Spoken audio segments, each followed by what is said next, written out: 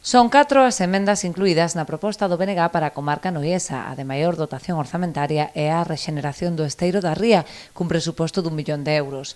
Os nacionalistas demandan a elaboración de estudos que permitan a retirada dos lodos que colmatan a ría, co obxectivo último de recuperar zonas marisqueiras actualmente improductivas. Precisamente outra das emendas ten que ver cos mariscadores, coa proposta de dotación de vestiarios no porto de Testal, por valor de 195.000 euros. As instalacións contemplan baños e duchas para os traballadores, así como unha caseta móvil para o persoal que realiza tarefas de vixilancia. A terceira das emendas vai tamén dirixida á rexeneración doutro espazo natural, desta volta ao máis d'1 millón de hectáreas da xunqueira do barrio noiés de San Lázaro. Propoñen destinar 130.000 euros á realización dun estudo pormenorizado para a posterior restitución paisaxística da zona, que se atopa en situación de abandono. Por último, no paquete de emendas hai espazo tamén para o patrimonio, co proxecto de rehabilitación do Cine París, para o que demandan unha partida de 250.000 euros.